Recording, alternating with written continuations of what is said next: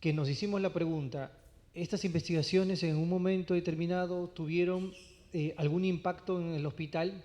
Entonces comenzamos a hacer una investigación un poco más profunda con el doctor Manuel Amarista y llegamos a determinar que habían aproximadamente más de 100 artículos científicos que llevaban el nombre del Hospital de Emergencia Villa El Salvador y que necesitábamos conocer a esos autores. Entonces se propuso para esta parte de la jornada científica hacer un concurso de póster. El primer concurso de póster es un trabajo de investigación de patrones de multimorbilidad entre personas con diabetes mellitus tipo 2, hallazgo de Lima, Perú. Es el doctor, el PhD, Rodrigo Carrillo, del Departamento de Epidemiología y Bioestadística de la Escuela de Salud Pública del Imperial College London. Le damos el pase, él va a hacer su presentación por Zoom.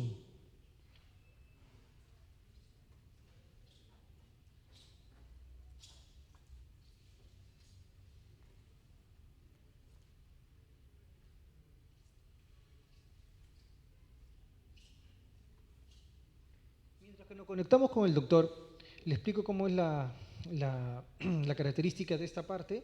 Al igual que una presentación de póster en algún congreso, los ponentes van a exponer su caso en 10 minutos y tenemos ya un jurado que está evaluándolos, que lo va a evaluar. Son 5 ponentes, tienen cada uno 10 minutos para hacer la presentación de su póster. Se evalúa tiempo, se evalúa el tiempo, el título, una introducción, los objetivos, metodología, resultados y discusiones, conclusiones y recomendaciones, el tiempo que demora la exposición, la didáctica, el tono de voz y la respuesta a algunas preguntas.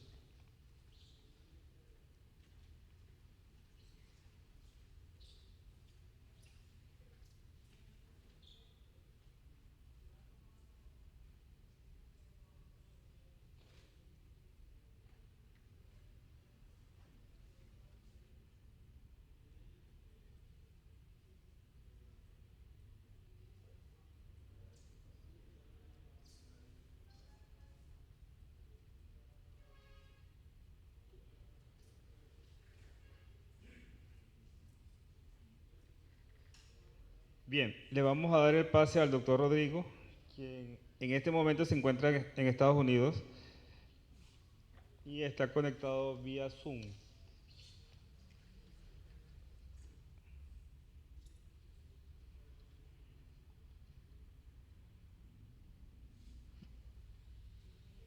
Hola, buenas tardes, ¿me pueden escuchar? Doctor, le damos el pase.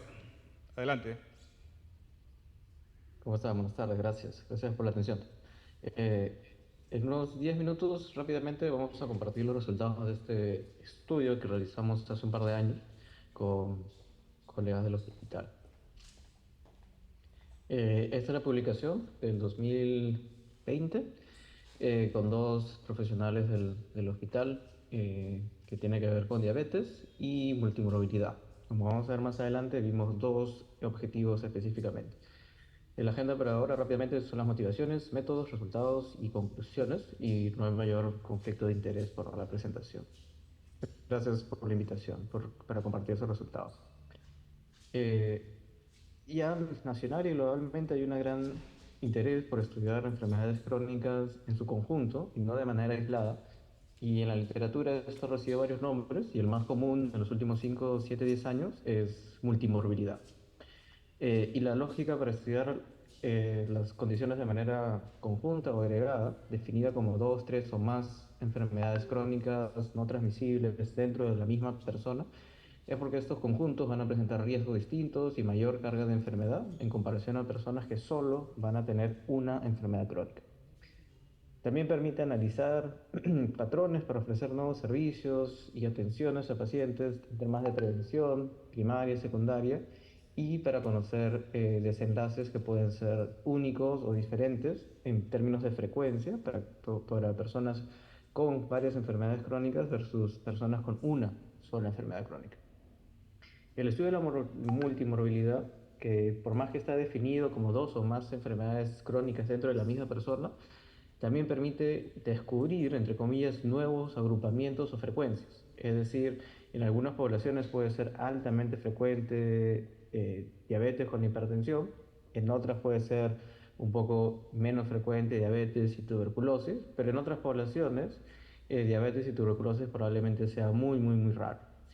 De esta manera podemos descubrir, entre comillas, nuevos grupos, nuevos patrones que pueden servir para conocer mejor la epidemiología y las características de los pacientes que tratamos de manera global y no vistos como una persona con una sola enfermedad.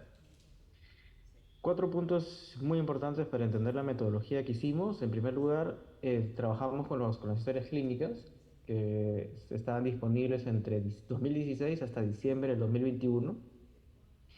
Incluimos solamente pacientes adultos y que tenían diabetes. Esa fue la población base, pacientes con diabetes. Dentro de esta población base incluimos o buscamos otros diagnósticos, otras comorbilidades, 19 comorbilidades en total, ya sea porque estas habían sido registradas en el CIE-10 o porque había medidas de laboratorio o antropométricas o clínicas que permitían hacer ese diagnóstico, como por ejemplo colesterol o peso y talla para ver dislipidemias o obesidad. La definición básica de multimorbilidad es dos o más enfermedades y nosotros también vimos pacientes con diabetes que tenían una más, dos más o tres o más comorbilidades dentro de estas 19, de este universo de 19 comorbilidades. Adicionalmente también se hizo un análisis de clusters, que es una técnica de inteligencia artificial no supervisada que básicamente encuentra patrones dentro de la base de datos, dentro de la población de estudio que uno no define a priori. Es decir, esta técnica de manera ciega analiza, ve patrones dentro de nuestra población de estudio, dentro de la gran base de datos, y va a definir un número exacto, finito de grupos que son diferentes entre sí. Nuevamente, el investigador, la persona que hace el análisis, no define el número de grupos ni qué características tiene, sino que esto lo hace este algoritmo de inteligencia artificial no supervisado de manera automática. Analizamos 9.500 registros aproximadamente de personas con diabetes, que era la población base, con una edad de 59 años en promedio y 62% eran mujeres. Las personas que tenían multimorbilidad, es decir, diabetes y una enfermedad más, era casi el 52%. Aquellos que solo tenían una comorbilidad adicional, 33%, y aquellos que tenían tres o más comorbilidades adicionales, casi un 5%. Como es también consistente con la literatura nacional e internacional en ese tema, la multimorbilidad era un poco más frecuente en mujeres, 57%, y como se espera, aumenta también con la edad. Esta es una de las tablas principales del estudio, en donde analizábamos las comorbilidades más frecuentes y desglosábamos dos observaciones de manera más resaltante. La primera era que, como es de esperarse entre personas con diabetes, las enfermedades cardiometabólicas como obesidad, hipertensión y dislipidemia eran las más frecuentes, las que eran condiciones agregadas en mayor frecuencia. Y en segundo lugar, también era relevante destacar que habían algunos patrones únicos entre hombres y mujeres. Por ejemplo, en el recuadro verde vemos enfermedades, comorbilidades agregadas a personas con diabetes que eran más frecuentes en mujeres que en varones. Como hipotiroidismo, casi 10% en mujeres, pero apenas un 2% en varones. Por el contrario, en el recuadro azul vemos condiciones sobreagregadas dentro de personas con diabetes que eran más frecuentes en varones, como puede ser tuberculosis y enfermedades cerebrovasculares. 1.2, 1.3% en varones, pero apenas 0.5 o 0.6% en mujeres. En la segunda parte del análisis, como les comentaba, involucraba este análisis de clústeres o de grupos no previamente identificados que el algoritmo de inteligencia artificial identifica de manera automática. Y este algoritmo nos informó que había básicamente 4 grupos. Dentro de esta población de pacientes diabéticos con otras enfermedades, habían 4 grandes grupos. En primer lugar, teníamos las personas sin comorbilidades, es decir, solamente diabetes. En segundo lugar, teníamos un grupo donde la obesidad era la enfermedad más predominante o la comorbilidad más predominante. En tercer lugar, teníamos un grupo donde la hipertensión era la comorbilidad más predominante. Y finalmente, el cuarto grupo donde no había obesidad, no había hipertensión, pero todas las demás enfermedades estaban representadas en una mayor proporción. Entonces, de esta manera, este algoritmo o este acercamiento a clasificar a los pacientes diabéticos nos informaba que había dos comorbilidades muy relevantes y que habían dos grupos casi disímiles entre sí, que era por un lado obesidad, diabetes más obesidad, por otro lado diabetes más hipertensión, por otro lado diabetes más algo más, que no era obesidad e hipertensión, siendo estas dos características muy importantes en los pacientes con diabetes, y finalmente un grupo de personas que solo tenían diabetes y no u otra comorbilidad. De igual manera, este acercamiento da a entender que este tipo de análisis no supervisado, donde uno no le da mayor información al algoritmo, es capaz de distinguir estas poblaciones que quizás al ojo humano también podríamos llegar a las mismas conclusiones. Obesidad, una patología, una característica muy importante en diabetes, hipertensión también, y todas las demás quizás se pueden agregar en un gran grupo de patologías sobreagregadas. Bueno, finalmente con estos resultados lo que concluíamos es que la multimorbilidad es bastante frecuente en pacientes con diabetes, sobre todo en la población que vemos en el hospital, a predominio de algunas comorbilidades, en su mayoría cardiometabólicas, obesidad, hipertensión y dislipidemia. Y esta gran población de diabetes, por más que podamos pensar que es una población, entre comillas, bastante homogénea, caracterizada por disglicemia y otras comorbilidades cardiometabólicas, es posible también distinguir 4 fenotipos o 4 clústeres o 4 grupos con características únicas entre sí, que a la larga pueden también identificar pacientes para específicos tratamientos, para intervenciones no farmacológicas específicas. Y sabemos en la literatura que ya desde el año pasado, hace un par de años, se han empezado a hacer ensayos clínicos en donde se asigna tratamientos en base a estos fenotipos, no solamente para diabetes, sino para obesidad y otras enfermedades, y se ve que la respuesta al tratamiento puede ser distinta, más efectiva, más fuerte, según sea el fenotipo específico. Este trabajo obviamente también nos permitió pensar en futuras aplicaciones, en futuros trabajos que se podían hacer con los recursos disponibles en el hospital. Y por un lado era discutir predicción, qué pasará con cada grupo en el futuro. Algún grupo tiene mayor riesgo de hospitalización, de fallecer, etcétera.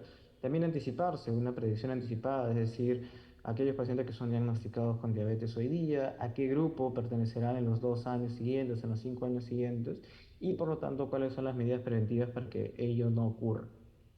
Eh, También en términos de multimodalidad, un aspecto muy importante es la secuencialidad y temporalidad. Es decir, si yo hoy día soy diagnosticado con una enfermedad X, ¿cuál es mi probabilidad de desarrollar una nueva enfermedad en el futuro? ¿Y en qué momento? ¿Y cuál es esta? ¿Y cuál será la segunda, la tercera que se agregará para de esta manera prevenir ese trayecto? Finalmente, el uso de imágenes y de pruebas de laboratorio dentro de prevención, pronóstico y manejo con con varias técnicas de inteligencia artificial es otra área que se puede explorar con los recursos disponibles. Esto es un breve resumen del estudio que hicimos hace un par de años. Gracias por la atención y también gracias a todas las personas que nos ayudaron en ese momento a realizar ese estudio en el hospital. Gracias. Muchas gracias, doctor Rodrigo. Vamos a dar espacio para al menos 2 preguntas. No sé si la audiencia tendrá alguna pregunta.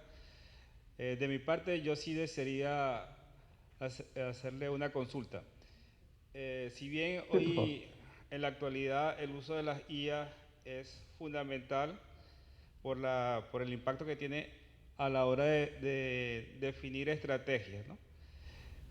En relación al uso de la geolocalización, ¿en algún momento pensaron incorporar alguna herramienta que permitiera visibilizar las áreas geográficas donde están estos pacientes, entendiendo que este algoritmo ya permitía la estratificación, la definición de los grupos que tenían más problemas? Gracias, excelente pregunta. En este trabajo no lo consideramos porque esa información es a veces escasa. Esa información es muy rica y es muy importante y como menciona, la geolocalización de los pacientes tiene muchísimas ventajas, sobre todo para el trabajo extramural y preventivo. En este trabajo no lo consideramos por motivos quizás principalmente técnicos. Uno, esta información a veces no está disponible en muchas historias clínicas. Dos, también suponía un reto un poco mayor en términos de condiciones éticas. Había que hacer los análisis en, por ejemplo, tener permisos de comité de ética mucho más específicos para acceder y trabajar con esta información un poco sensible, que es la localización exacta de los participantes.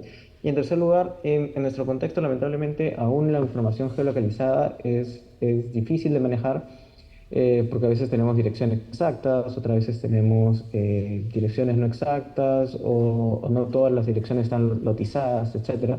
Como sí puede ser, por ejemplo, el caso en Estados Unidos o en algunos países de Europa donde todas las casas, por ejemplo, tienen un código postal o todas las manzanas tienen un código postal exacto, bien geolocalizado, bien referenciado y eso facilita mucho más la ubicación de las personas en el espacio. Bien, le damos las gracias al doctor Rodrigo Carrillo por su participación y esperando de que esta experiencia en el EVE se pueda replicar a nivel nacional. Muchas gracias. Gracias a usted. Ahora le vamos a dar el pase a la magistra licenciada Gabriela Ruth Santo Antonio. Es del Instituto Nacional de Salud y va a disertar sobre parámetros peruanos para una ganancia de peso adecuado durante la gestación. Este es un trabajo que está haciendo el INS a nivel nacional. Muy buenas Adelante, tardes. licenciada. Muy buenas tardes. Sí, ya creo que estamos listos. Voy a empezar a compartir la pantalla.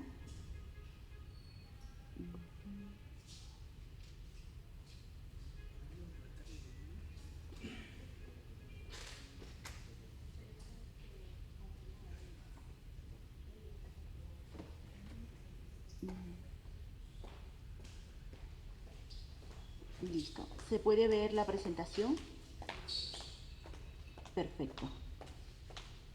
Muy buenas tardes. Mi nombre soy la obstetra Gabriela Ruth Santos Antonio, investigador principal del Centro Nacional de Alimentación y Nutrición Vida Saludable, el CENAM, que pertenece al Instituto Nacional de Salud. En esta oportunidad les voy a presentar el estudio Parámetros peruanos para una ganancia de peso adecuada durante la gestación. Este estudio es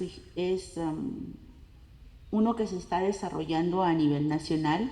Este es un estudio que ganó su presupuesto en un concurso interno que realizó el Instituto Nacional de Salud para pueda ser ejecutado, ¿no? O sea, ganó su subvención. El equipo de investigación que me acompaña son los coinvestigadores, el magíster Juan Pablo Aparco Balboa, la nutricionista Elena Esther González Achuy, el ingeniero estadístico Poli Hinojosa Mamani y el odontólogo Gilmer Solín Sánchez. ¿Cuál fue el contexto en el cual se decidió diseñar este estudio de investigación? Nosotros sabemos que la ganancia de peso de las gestantes es variable. Va a depender mucho de su contextura, del IMC pregestacional con el cual están empezando. Va a depender mucho también de la calidad de alimentación que está teniendo esta gestante. Y por ende va a hacer que la ganancia de peso sea variable. Y esto también lo dicen las investigaciones. Nosotros nos damos cuenta que la investigación realizada por Tarki y colaboradores refiere que el 44% de las gestantes ya ingresa al embarazo con un exceso de peso. Estamos hablando entre sobrepeso y obesidad. Lo mismo, esto es con población MINSA. Magallanes, Corimanya y colaboradores con Población y Salud, ellos refieren que el 50.6% de las mujeres también ingresa al embarazo con exceso de peso y la media de peso que ganan es de 16.89 kilogramos. Eso significa que están ganando mucho más de lo aconsejado. Sarasa y colaboradores refieren que el 82% de las mujeres que ya finalizaron el embarazo retienen el peso ganado, no lo pierden. Magallanes y Corimanya, también con Población en Salud, ellos refieren que el 71.5% de las mujeres retienen el peso ganado. Entonces, nuestras recomendaciones de ganancia de peso no están siendo las más adecuadas. Algo está pasando. En el transcurso del tiempo hubieron varias instituciones que se encargaron de darnos estas recomendaciones de ganancia de peso. En un inicio tuvimos al Centro Latinoamericano de Perinatología. En el año 93 nos dieron algunas sugerencias de la ganancia de peso adecuada para la gestante en función a la altura uterina, a la edad gestacional, y nos fueron dando recomendaciones, ¿no? En el año 99 el Perú se une a este proyecto y en el año 2000, con Proyecto 2000, se instala ya estas recomendaciones que teníamos del CLAP, ¿no? Y estas recomendaciones nos indican ganancias de peso que están pues en función a la altura uterina y a las semanas gestacionales. En el año 90, el Instituto de Medicina de Estados Unidos, la IOMI, genera los primeros parámetros, pero en función del IMC pregestacional. Entonces salen unas recomendaciones que se ajustan, están mucho más finas en función al estado nutricional de la gestante.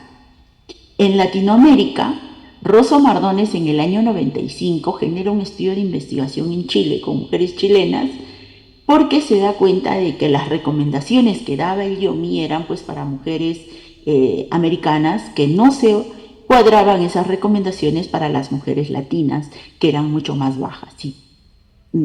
Bajas en estatura, ¿no? Estas mismas recomendaciones del 95, Atala y colaboradores, también con población chilena, las vuelven a verificar y generan pues unas tablas que actualmente las vienen utilizando los chilenos. En el año 2009 vuelven a hacer la IOMI una nueva revisión de los parámetros que ellos habían hecho su modificatoria y hacen unos ajustes, una primera modificatoria, ¿no?, a estos parámetros en función a las nuevas recomendaciones del punto de corte del IMC que había dado la OMS. Entonces ellos reafirman la posición de utilizar tan solo 4 parámetros, ¿no? Entonces, y en base a eso es que se continúa con las recomendaciones que tenía. En el año 2011, FECINA y colaboradores generan unas recomendaciones en función a las... disculpe, no sé si podrían cerrar el micro. Ok, muy amables. En el año de 2011, FECINA y colaboradores publican, ¿no?, la vigilancia del crecimiento intrauterino y ahí también pues generan unas recomendaciones de ganancia de peso ya en función de la talla de la mujer. En el año 2013 se reafirma y se adecúa a los nuevos parámetros de la OMS las recomendaciones que había emitido el Instituto de Medicina de Estados Unidos. Lo mismo la Asociación de Ginecología y Obstetricia de Estados Unidos también reafirman, ¿no?, los parámetros recomendados en el 2009 por la IOMI. En el 2016, la OMS emite un documento técnico que se llama Good Maternal Nutrition, donde utilizan pues las recomendaciones de la IOMI en el 2009. En el 2019, en el Perú, sale la Guía Técnica Peruana de Valoración Nutricional Antropométrica de la Gestante que utiliza también las recomendaciones de la IOMI en el 2009.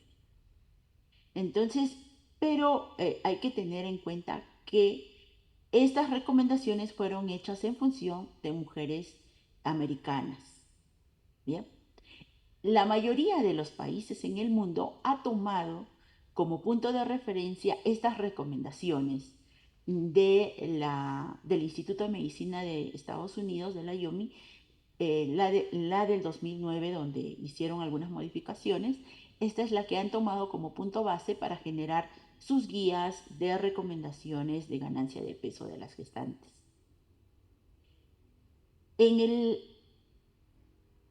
Se hizo un estudio, Mardones, Rosso, Erazo y Farías hicieron un estudio utilizando población chilena y uruguaya para poder comparar las tres tablas, ¿no? Tanto la del Instituto de Medicina de Estados Unidos, la tabla de Rosso Mardones y la tabla modificada de Atala. Verificando pues que la tabla de la IOMI pues no era tan sensible para identificar el riesgo de la ganancia de peso. Entonces, y indicaron pues que las más que se acercaban a las necesidades de la población latina, pues era, o chilena y uruguaya, ¿no? Que utilizaron esta población, eran las tablas de Rosso, Mardones o la de Atala. Y ellos indicaron que la principal limitación era de que las tablas de recomendaciones de ganancia de peso de la IOMI pues no se ajustaban a mujeres latinas aproximadamente había una diferencia de 20 centímetros de talla o de diferencia, ¿no? En la talla de las mujeres latinas con la mujer americana. Por ende, las recomendaciones no se ajustaban a las necesidades antropométricas pues, de la mujer latina. En el año 96, la asociación NCD generó unas tablas comparativas de tallas y pesos a nivel del mundo para poder identificar cómo estaba la evolución de la talla humana. Y en estas tablas se encontró que el Perú, aquí lo pueden ver, si bien es cierto tiene la coloración más oscura, es porque estamos en la parte, somos una población bajita. En ese ranking, ¿dónde nosotros nos encontramos? Nos encontramos en el 10º lugar, viniendo de atrás a nivel del mundo, y a nivel Latinoamérica somos el país más bajito, estamos en el último lugar de los países más bajitos. O sea, de hecho que las recomendaciones que se hacen para la IOMI, cuya talla promedio es 1,72 m, 1,70 m de la mujer americana, versus 1,52 m de la mujer peruana, pues hay una diferencia enorme de centímetros y por ende las recomendaciones no cuadran para nuestro país. En función a todas estas evidencias es que se diseña este estudio de investigación con el objetivo de determinar los parámetros peruanos para una ganancia de peso adecuada durante la gestación. Nuestros objetivos específicos es determinar las características sociodemográficas, antropométricas y epidemiológicas de las gestantes al momento de iniciar su embarazo, determinar la ganancia de peso de la gestante en las diferentes semanas gestacionales, estimar la ganancia total de peso durante la gestación según rango de altitud y región geográfica, o sea, costa, sierra y selva, asociar la ganancia de peso en la gestación con los rangos de altitud y región geográfica. Nuestra metodología es un diseño cuantitativo, observacional, analítico de tipo cohorte retrospectivo de bases de datos secundarias. Nuestro tamaño muestral va a estar constituido pues, por el 100% de los registros que hayan cumplido con los criterios de inclusión y exclusión en los últimos 10 años de los 2 grandes registros con los que cuenta el sistema de registro de salud, ¿no? Que es el Sistema Informático Perinatal, el SIP, y el Sistema Wawaret, que registra las atenciones de las mujeres gestantes en los diferentes niveles de atención. Entonces, nuestra muestra estuvo constituida por las gestantes registradas en el Sistema Informático Perinatal, en el SIP 2000, la versión 3, desde el año 2012 hasta la actualidad. Este sistema pues cuenta con los registros de los establecimientos de salud nivel 2, nivel 3 del MINSA a nivel nacional. Son en total 163 hospitales los que están registrados en el RENIPRES, a los cuales se les ha visitado para poder recoger sus bases de datos. El sistema Wawaret cuenta con registros de establecimientos de salud de los niveles 1, 2 y 3 del MINSA. El Registro Nacional del Recién Nacido Vivo, que nos permitió complementar la información porque el módulo de partos no se encontraba activo, o sea, el módulo de partos del sistema Wawaret, ya que este es un sistema que recién se está implementando. Tanto el SIP como el Wawaret manejan la misma información, la que fue unificada y se utilizó la información para el análisis de los últimos 10 años. ¿Cuáles fueron nuestros criterios de exclusión? Fueron los registros de las gestantes con datos incompletos, como fecha de última regla, la fecha de los controles prenatales, el registro de los pesos, tallas, que están fuera de las más o menos 4 desviaciones estándar, los registros de las gestantes con antecedentes de diabetes mellitus tipo 2, hipertensión, cardiopatía, HIV-Sida, tuberculosis, cáncer, entre otras patologías pues, que dificultan la ganancia de peso. ¿Cuáles fueron nuestros otros criterios de exclusión? Pues fueron las gestantes que en el embarazo presentaron hipertensión inducida por el embarazo, preeclampsia, eclampsia, diabetes gestacional, los registros de las gestantes cuyos recién nacidos presentaron malformaciones congénitas, problemas neurológicos, gastrointestinales, metabólicos, entre otros. Los registros de las gestantes cuyos recién nacidos hayan sido diagnosticados como pequeños para edad gestacional, grande para edad gestacional, los prematuros, los menores de 37 semanas, los posmaduros, los recién nacidos con bajo peso al nacer, ¿no?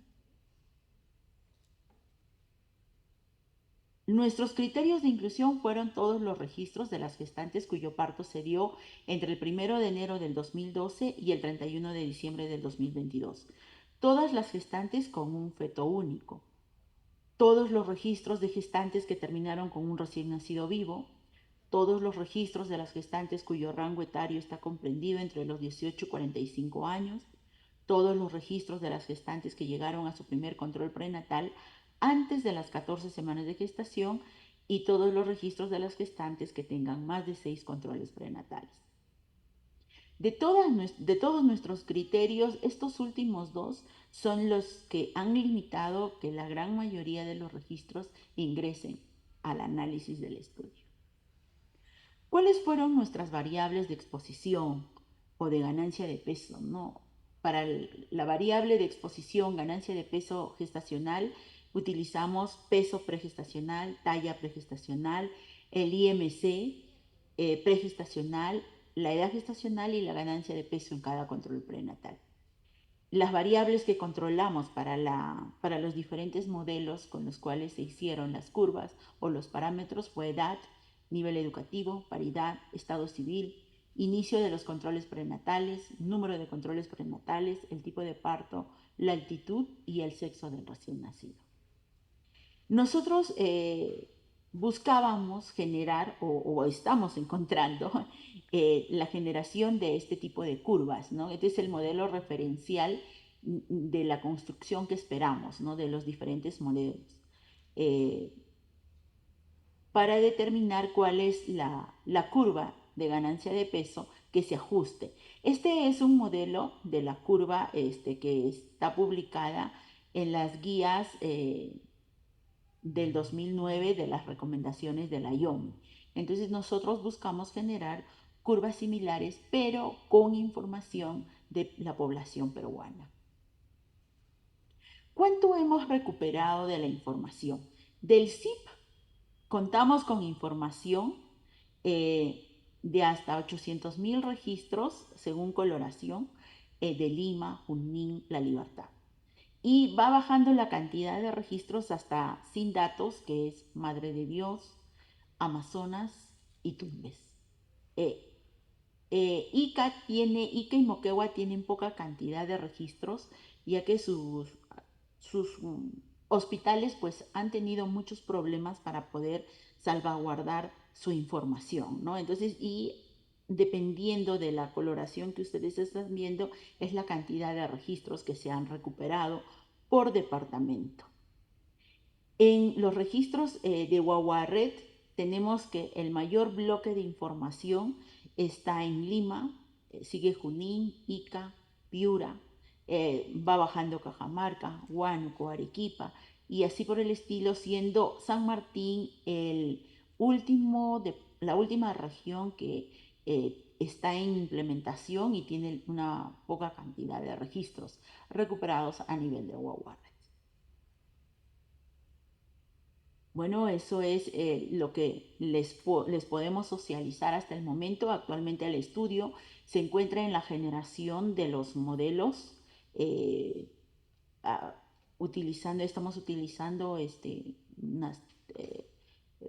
el apoyo de un bioestadístico para poder generar las diferentes curvas de ganancia de peso por semana gestacional a nivel de región, costa, sierra y selva, y siempre teniendo en cuenta los puntos de corte del IMC pregestacional.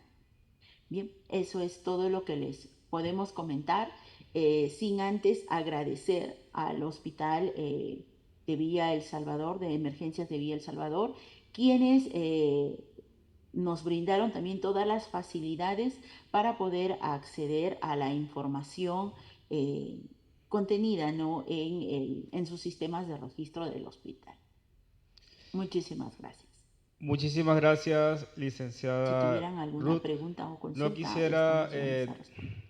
despedirme sin hacerle una pregunta que tiene que ver con la construcción de los diferentes modelos. Entendiendo que Perú es un país muy heterogéneo, ¿cómo o qué previsiones están considerando para esta heterogeneidad, para De controlar repente tengan esta algunas heterogeneidad? consultas. No sé si me escucha. ¿Le puedes preguntar, por favor? ¿Nos Sí, escucha? les escucho. Una pregunta para cerrar.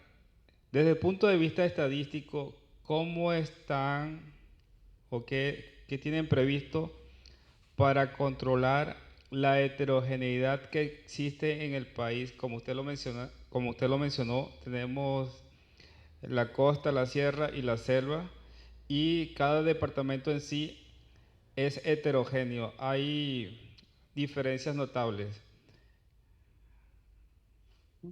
Se están haciendo modelos para poder controlar a nivel de regiones, ya que la información no es abundante de la que ha pasado después de la aplicación de los criterios de inclusión y exclusión. Se están haciendo modelos para controlar a nivel de costa, a nivel de sierra y a nivel de selva. Y también estamos tratando de controlar a nivel de altitud utilizando como punto de corte la hipoxia, definida como menos de 2.500, más de 2.500, donde el cuerpo ya empieza a generar algún tipo de cambio debido a la altura, ¿no? Entonces, se están generando esos modelos. Y al igual se están incluyendo esos indicadores de control o esas variables de control a los modelos que se están haciendo para la generación de las curvas. Muchísimas gracias, licenciada, por esta información tan rica y el impacto que va a tener este estudio a nivel de país. Bien, cerramos con la licenciada y le vamos a dar la bienvenida al doctor Glauco Valdivieso, de la Unidad de Hospitalización de Salud Mental y Adicciones del EVE, quien va a disertar sobre factores asociados a delirium en pacientes hospitalizados por COVID-19. Adelante, doctor.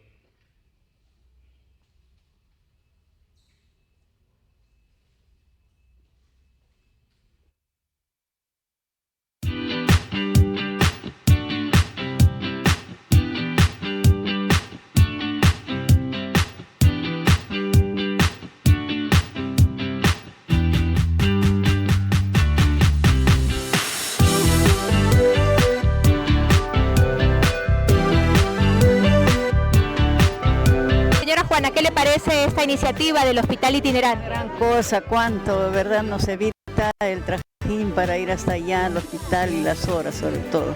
Estoy bien agradecida que esté a la mano.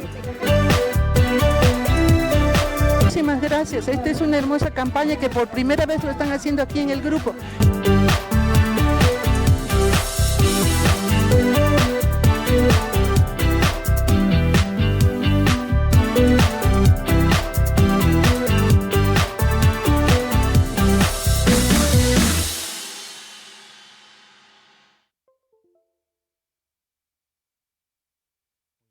Con todos, yo soy Glauco Valdivieso Jiménez, médico psiquiatra. Muchas gracias por estar aquí y acompañarnos en esta presentación de póster científicos o presentaciones orales. La presente es un trabajo de investigación que realizamos entre el 2021 al 2022 referido al siguiente tema: factores asociados a delirium en pacientes hospitalizados durante la pandemia del COVID-19 en un hospital general en Lima, Perú. Cabe mencionar que este trabajo de investigación lo realizamos entre 3 investigadores. Fuimos quien habla, el doctor Gustavo Valencia y el doctor Jimmy Paucar Alfaro. Este trabajo de investigación finalmente fue publicado en una revista indexada, que es la revista colombiana de psiquiatría, que lo pueden ubicar fácilmente en la web, en los diferentes repositorios o diferentes bases de datos como PubMed, Scopus y Medline. Ok, bueno. Con respecto a este trabajo de investigación, hay que tener en cuenta que el delirium es una condición grave, es una condición mental orgánica, es lo que llamamos el síndrome confusional agudo, ¿no? El síndrome confusional agudo es una de las principales causas de interconsulta y de complicaciones médicas en general, que está relacionado tanto en la parte mental como la física y se aprecia en diferentes pacientes en prácticamente todas las áreas de un hospital general, en unidades críticas como en UCI, en pacientes hospitalizados, pacientes posoperados. Entonces, resultó ser muy interesante el investigar cuáles fueron esos factores que hacían que pacientes que tenían una condición crónica y grave como la que sabíamos que se complicaban aquellos en ese periodo del 2020 a 2021, cómo es que estos factores de riesgo podrían incrementar la probabilidad de presentar delirium en esta población. Y así nuestro primer objetivo fue el de determinar los factores de riesgo asociados a delirium en pacientes ingresados en una hospitalización COVID en un hospital general durante el primer año de la pandemia del COVID-19, ¿no? Lo cual observamos que esto fue bastante frecuente, ¿no? O sea, en la práctica clínica observamos que fue cada vez más creciente y el número de interconsultas al área de psiquiatría y también a otras especialidades, sobre todo neurología, infectología, para el descarte de causalidad del por qué los pacientes se complicaban, también se incluían en estas evaluaciones. Entonces, esta fue una de las primeras cosas que se nos surgió en la mente y que nos llevó a estudiar este fenómeno. En cuanto a los métodos, este fue un estudio observacional, analítico de casos y controles. Se tomaron en cuenta 50 historias clínicas de pacientes que presentaron delirium y 50 que no presentaron delirium en un área de hospitalización COVID. Y este fue durante el periodo de marzo del 2020 a marzo del 2021, ¿no? Prácticamente la primera ola, que fue bastante complicada en este hospital. La medida de asociación para medir el impacto fue el odds ratio de los factores sociodemográficos y clínicos para presentar delirium. La prueba estadística que se utilizó fue la de regresión logística, que se realizó a través del software Stata 17, y el protocolo fue aprobado por el Comité de Ética en aquel entonces. Bien, en cuanto a los resultados fueron interesantes. Tuvimos una gran variedad de resultados, los cuales la mayoría no fueron significativos. Sin embargo, resalto algunos que fueron de los más importantes y los que efectivamente concuerdan con muchos de los estudios antecedentes. En primer lugar, la mayoría de los pacientes que presentaron delirium fueron del sexo masculino y tenían en edad promedio 56,45 años. La fuente de financiamiento más frecuente fue que estaban ellos afiliados al CIS, y el servicio de procedencia antes de llegar a la hospitalización fue la emergencia.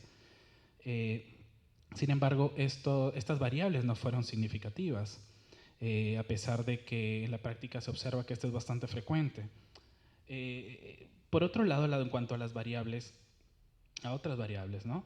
En general, incluyendo el sexo, edad, la fuente de financiamiento, procedencia, los antecedentes como la obesidad, la hipertensión arterial, diabetes, el tener enfermedad renal, enfermedad pulmonar, diagnóstico principal, y también tener una comorbilidad psiquiátrica, el uso de medicamentos como benzodiazepinas, propofol, etcétera, porque muchos de esos también estaban expuestos a medicamentos en las unidades críticas. Comorbilidades psiquiátricas, antecedentes de intubación orotraqueal, la duración del tiempo de estancia hospitalaria, la afectación pulmonar total, que esto fue uno de los parámetros que se utilizaban para definir la severidad de la patología pulmonar, y el haber sido confirmado con la infección del COVID-19. Estas variables no fueron significativas. Por otro lado, lo que sí se pudo apreciar que tenían un impacto y que está muy relacionado a aquellos pacientes que se complicaban más rápidamente con otras infecciones, por ejemplo, fue el soporte ventilatorio, ¿no? Que tuvo una significancia estadística, tuvo un valor de P de 0,04, y también la presencia de complicaciones sistémicas, ¿no? Sobre todo cuando estos estaban complicados con acidosis metabólica. Estas variables sí fueron estadísticamente significativas y que estaban asociadas a un mayor riesgo de presentar delirio. Acá vemos los resultados resumidos en este cuadro, porque en realidad en el artículo que ya fue publicado es un cuadro bastante amplio, pero aquí rescato las variables que tuvieron una mayor significancia. Y como podemos ver en la primera parte, la parte de arriba, sobre el apoyo ventilatorio, vemos que hay una serie de opciones, unas subvariables como el que haya ventilación espontánea, uso de cánula binasal, máscara reservorio, máscara Venturi, ventilación mecánica. Pero de estos vemos que el que un paciente haya sido expuesto a ventilación mecánica tiene un riesgo de alrededor del 52% más de presentar complicaciones como el de delirium, en comparación a las otras alternativas. Por otro lado, el de tener complicaciones sistémicas, en especial la acidosis metabólica, incrementa el riesgo hasta 2.9 veces más en comparación a las otras subvariables. En cuanto a nuestras conclusiones del estudio fue de que el tipo de soporte ventilatorio y la presencia de complicaciones sistémicas fueron factores de riesgo importantes para el delirium en pacientes hospitalizados en un área COVID.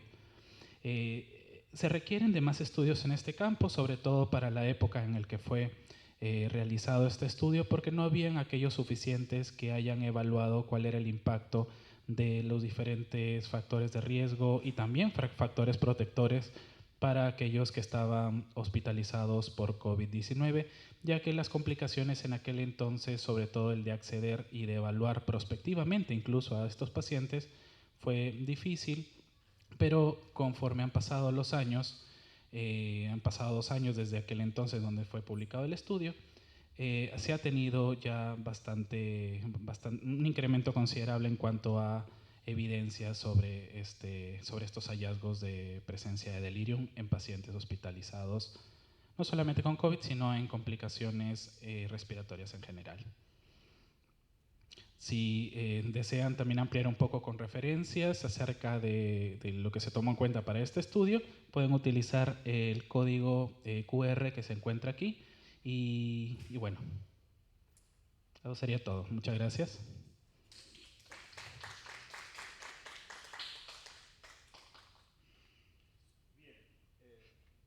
Hay una pregunta del doctor.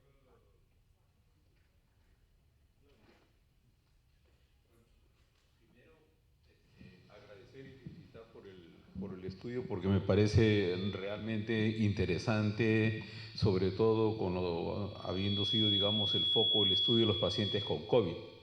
Yo tengo 2 dudas. La primera está en relación con la edad de los pacientes. Son pacientes arriba de los 50 años. Entonces, el perfil que hemos tenido en los pacientes con COVID era que los pacientes que más se complicaban eran justamente los pacientes de esta edad. Entonces, por lo tanto, no deberíamos esperar encontrar estas complicaciones en pacientes más jóvenes. Entonces, eso es un sesgo que tiene el estudio, ¿no es cierto? Que a mí me parece importante que lo anotemos, porque ustedes lo están encontrando en este tipo de pacientes porque ese es el grupo que más se enfermó, ¿no es cierto? Que más se agravó y que llegó a estar en esas condiciones. Y lo segundo, a este respecto, es también la complicación que ustedes señalan, que fue, bueno, el soporte ventilatorio y la acidosis metabólica en este grupo que ustedes han estudiado. Pero estas complicaciones no solo corresponden a pacientes con COVID, ¿no es cierto? O sea, ustedes las han encontrado en este grupo porque fue el grupo de estudio, ¿no es cierto? Ok, esos eran solo mis 2 comentarios que yo tenía, que me parecen sumamente importantes en la investigación. Gracias. Sí, muchas gracias, doctor, por la pregunta. Efectivamente, lo que comenta es un sesgo que fue previsto, y para cuando nosotros realizamos la regresión logística para las medidas de asociación, en este caso fue el odds ratio, lo que hicimos también para encontrar los hallazgos finales, justamente los hallazgos mencionados tienen que ver con el odds ratio ajustado por edad, ¿no? Porque sabíamos que esto también era un sesgo potencial, justamente por esto que comenta. Entonces, sí, nosotros, bueno, pero en realidad nuestros resultados, tanto en el odds ratio crudo como en el odds ratio ajustado, finalmente nos dio que había mayor significancia en este grupo etario, ¿no? Uh-huh.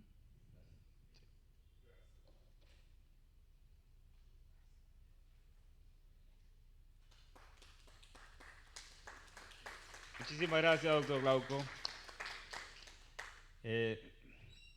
Invitamos a la licenciada Elena Rosa Valdera, de la Unidad de Gestión de Calidad, quien va a disertar sobre influencia de la motivación en el desempeño laboral del profesional de enfermería del Servicio de Emergencia del Hospital de Emergencia Villa El Salvador. Adelante, licenciada. Bien, mientras esperamos que la licenciada prepare su presentación, solo quería comentarles que efectivamente se hizo una búsqueda bibliográfica de la producción científica que se ha generado en el hospital desde el año 2017 hasta el 2023.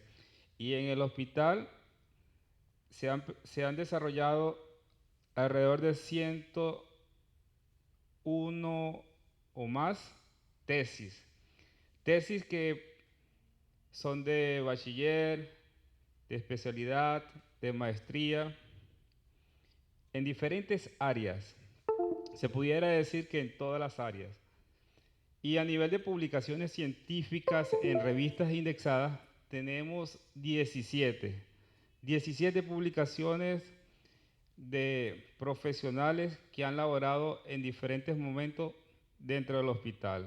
17 publicaciones que se han presentado en revistas de diferentes países de la región.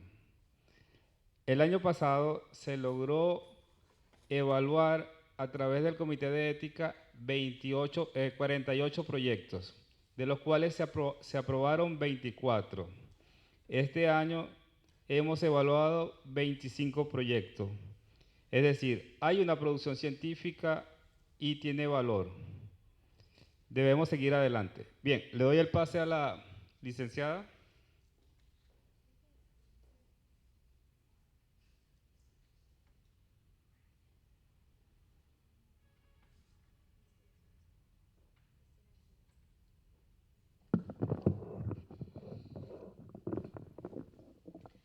Buenas tardes con todos.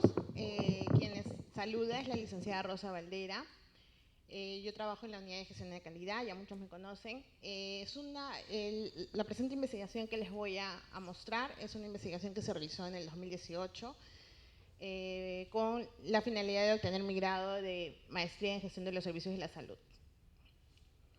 El título de mi investigación fue Influencia de la motivación en el desempeño laboral del profesional de enfermería del servicio de emergencia del Hospital de Emergencias Villa El Salvador, Lima 2018. Bien, como parte de la introducción me he permitido colocar algunas definiciones que Herzberg, por ejemplo, en el 1987 nos define como la motivación como aquel factor externo o interno que estimula a la persona para que adopte un comportamiento que incida en lograr sus objetivos. Sin embargo, desde el ámbito desde la salud, el Ministerio de Salud en el 2011, en un documento normativo, lo define como el medio que lleva al servidor a trabajar más o menos intensamente dentro de su lugar de trabajo. Mientras que el desempeño laboral lo define como el comportamiento del comportamiento que muestra una persona producto de la experiencia ejercida por la motivación en su lugar de empleo, contribuyendo al cumplimiento de los objetivos organizacionales. Eso nos lo dice Pedraza en el 2010. Y colaboradores. Y se miden en base a la relación de las competencias del individuo y su aporte para la empresa. Por ello, es preciso resaltar que la atención médica bien motivada es clave para satisfacer la demanda continua y cambiante de los servicios de atención médica. Por el contrario, si existe desmotivación, su desempeño en el trabajo se va a deteriorar, nos dice Bouchan en el 2001. Sin embargo, la motivación en los establecimientos de salud públicos es un tema escasamente abordado por las oficinas de recursos humanos. Si bien es cierto, existe un marco normativo que brinda los lineamientos, ¿no?, de cómo medir este desenvolvimiento y la actuación laboral del personal de salud a través de un documento normativo emitido por el MINSA en el 2008. Son pocos los establecimientos que han aplicado un estudio periódico que permita implementar estas mejoras. Entonces, en un estudio realizado en el hospital nivel 2, ubicado en el distrito de Lima, se obtuvo que el desempeño del profesional de enfermería depende del 42.7% de la motivación. En realidades similares, se observó que en el servicio de emergencia de nuestra institución cuenta con el 62% de profesionales de enfermería que laboran bajo el orden de servicio y por terceros, ubicándolos en una relación de empleo incierto, tanto por la falta de seguridad social y de beneficios legales que dicha modalidad de servicio no contempla. Pese a ello, más del 50% en ese entonces de los profesionales de enfermería registraban un tiempo de servicio mayor a 6 meses. Este y otros escenarios de incertidumbre laboral que exponen a las profesionales de enfermería a la insatisfacción y desmotivación laboral. Aunado a ello, no se evidencia estudios que valoren la motivación de los servidores y que permitan plantear mejoras en torno a ello, lo cual nos lleva a pensar que los directivos del hospital no consideran como un tema prioritario el motivar a sus trabajadores. En ese sentido, la presente pesquisa tuvo como propósito determinar la incidencia de la motivación en el desempeño laboral de profesional de enfermería del servicio de emergencia de nuestro hospital, con la finalidad de poder identificar el grado de correlación y dependencia entre las variables estudiadas, ¿no?, con la finalidad de generar también recomendaciones a nuestros directivos de la institución que permitan también implementar estrategias de mejora en pro del recurso humano que elabora en nuestra institución. Con respecto al material y métodos, el estudio tuvo un enfoque cuantitativo tipo básica, de nivel explicativo, diseño correlacional causal, no experimental, transversal, que busca identificar la relación causal entre las variables. Para la recolección de datos se usó la técnica de la encuesta, para lo cual se validaron 2 cuestionarios estructurados, ¿no? Uno que fue el denominado cuestionario de motivación, el cual tiene como finalidad determinar el nivel de motivación del profesional, y otro cuestionario de desempeño laboral, el cual tiene como finalidad indagar sobre el escalafón de desempeño laboral del profesional. El universo estuvo conformado por 65 profesionales de enfermería. Entre los meses de noviembre y diciembre se logró solo aplicar el cuestionario de motivación a 62 profesionales de enfermería del servicio en estudio, porque uno se encontraba en licencia y 2 en descanso médico, los cuales de estos 62 cumplieron con los criterios de inclusión que fueron planteados por la investigadora. Asimismo, se aplicó el cuestionario que evalúa el desempeño laboral, que en este caso fue aplicado por el coordinador de enfermería de ese entonces del servicio evaluado. Para un poco comprender qué es lo que buscamos, les presento la matriz de paralización de las variables del estudio, donde vemos dos variables que está en estudio, ¿no? La motivación y el desempeño. Con respecto a la motivación, lo que buscamos es qué tanto la motivación en general incide sobre estas dimensiones, sobre la calidad de trabajo, sobre la iniciativa, las relaciones humanas y el logro de metas. ¿Cuáles son los resultados que se obtuvo con esta investigación? Los resultados descriptivos, vemos que la motivación en el personal encuestado, estos 62 profesionales de enfermería, se encontraban en un nivel de motivación medio, ¿no? Y si vamos a ver, seguido de este nivel de motivación, el otro porcentaje presenta un nivel de motivación bajo. Y si vemos de manera general a través de los factores intrínsecos y extrínsecos, vemos que en mayor porcentaje los factores intrínsecos son los que tienen mayor incidencia, ¿no? Al igual que en los factores extrínsecos. Con respecto a la variable de desempeño, vemos que en general el desempeño laboral para el grupo estudiado, vemos que tiene una fuerte inclinación hacia un periodo de proceso, ¿no? Seguido presentan un porcentaje mayor de los encuestados que nos dice que tiene un desempeño laboral de inicio. Y acá podemos ver, con respecto a las dimensiones estudiadas, ¿no? En calidad de trabajo, vemos que el mayor porcentaje tiene una buena calidad de trabajo, también presenta buena iniciativa, presenta buenas relaciones humanas, ¿no? Todo lo que es en verde está en proceso. Lo óptimo sería que estén en excelente, pero justamente vemos que el desempeño está también en proceso. Con respecto a los resultados inferenciales,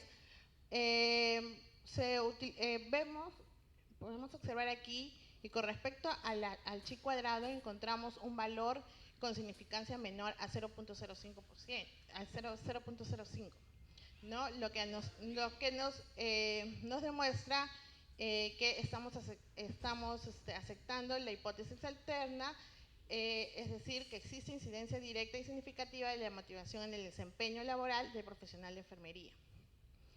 Y por lo tanto se va a inferir la dependencia de ambas variables, asimismo a través de la prueba de R cuadrado, que estaría describiendo también la dependencia porcentual de la motivación, que lo vamos a valorar a través del coeficiente de Nael-Kirk, ¿no? Lo cual nos hace concluir que la variabilidad del desempeño laboral depende en un 55.5% de la motivación. Asimismo, vemos dentro de los resultados para lo que es motivación en relación o la incidencia de la motivación en la calidad del trabajo del personal, la motivación en la calidad de trabajo del profesional de enfermería. Vemos también que el chi cuadrado por lo que nos dice acá, es significativo, ¿no? Por lo cual aprobamos la hipótesis alterna, ¿no? Que existe incidencia directa y significativa de la motivación del profesional de enfermería con respecto a la dimensión de la calidad del trabajo. Asimismo, nos comprueba o nos infiere la dependencia entre ambas variables. Y encontramos se concluye que por el coeficiente de Navier-Kerker del pseudo R cuadrado, que la variabilidad de la calidad de trabajo depende del 40.6% de la motivación. Luego se estudia la motivación, cómo incide en la iniciativa del profesional de enfermería, ¿no? Igualmente se obtiene un resultado o un coeficiente de Navier-Kerker que nos demuestra que la variabilidad de la iniciativa depende del 37.8% de la motivación. Y en la última dimensión estudiada, con respecto a la motivación y la penúltima, motivación y las relaciones humanas, también se encontró que existe una variabilidad de las relaciones humanas que dependen en un 25.6% de la motivación. Y con respecto al logro de metas, también se obtuvo de que el logro de metas depende en un 39% de la motivación. Entonces, esto nos hizo validar, estos resultados se pudo contrastar con otras investigaciones que se encontraron a nivel nacional.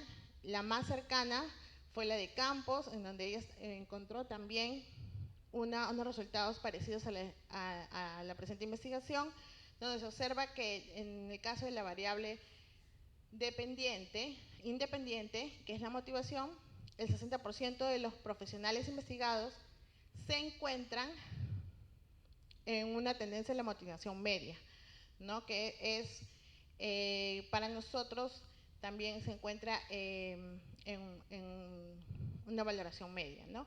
Y para la variable 2, que es la variable dependiente, que es el desempeño, el 65% se encuentra en una tendencia regular con respecto al desempeño laboral, que en nuestro caso estábamos en proceso. Asimismo, en la misma línea, Retamoso, también en el 2018, encuentra datos similares con respecto a la variable independiente, que es la variable 1, motivación, donde el 74% del personal en estudio cuenta con un nivel de motivación media. Con respecto al desempeño laboral, que el 80% del personal de estudio cuenta con un nivel regular respecto al desempeño laboral, ¿no?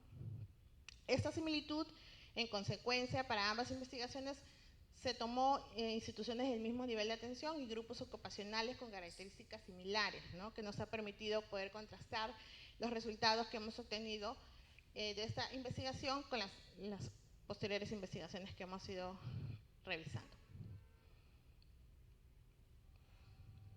Bueno, y así hay varios investigadores que se ha podido contrastar, pero estos son básicamente no correlacional causal, sino correlacionales, que ya no los voy a mencionar, pero que se han obtenido resultados similares.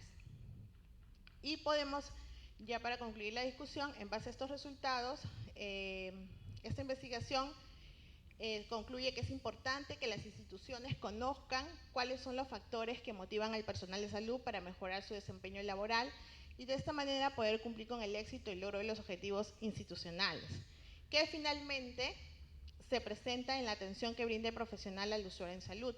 Y ello valida lo que plantea Herbert, ¿no? Respecto a la motivación, que como todo factor externo e interno que estimula a la persona para que adopte un comportamiento postulando así la teoría bifactorial, que es la que se ha presentado anteriormente.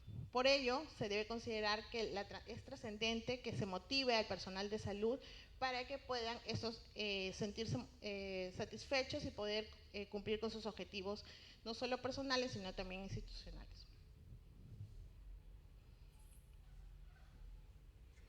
Ahora, con respecto a las conclusiones, se concluye con relación al objetivo general del presente estudio que se pudo comprobar que existe incidencia directa y significativa entre una variable y otra variable, con un valor de significancia estadística p-valor 0.00 menor a 0.5, ¿no? Lo cual muestra que para que un trabajador se sienta motivado y en compromiso con la empresa debe de encontrar un motivo que estimule este desempeño laboral.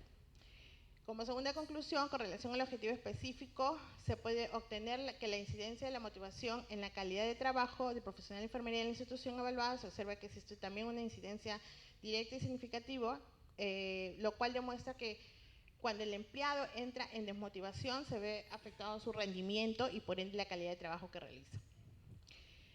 Con respecto a la tercera conclusión, se demuestra que el empleado al sentirse motivado desarrolla la capacidad propia para asumir sus funciones por iniciativa propia con el objetivo de mejorar su rendimiento, ¿no? Con respecto a la cuarta conclusión, con relación al objetivo 3, en base a lo obtenido, se demuestra que la motivación genera una influencia interpersonal entre compañeros que repercute en el desempeño laboral. Y con respecto a los datos obtenidos, para el cuarto objetivo específico, se demuestra que a mayor motivación del profesional, mayor será el cumplimiento de logros de metas institucionales. Y esa es la bibliografía. No se pudo poner todo porque es extenso, pero se puso algunas.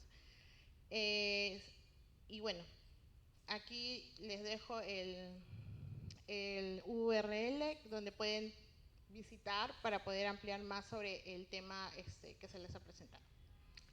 Eso es todo. Gracias.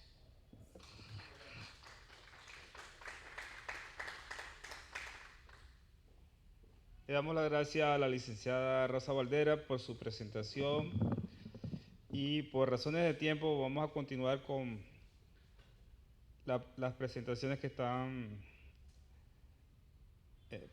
programadas para el día de hoy, ¿no?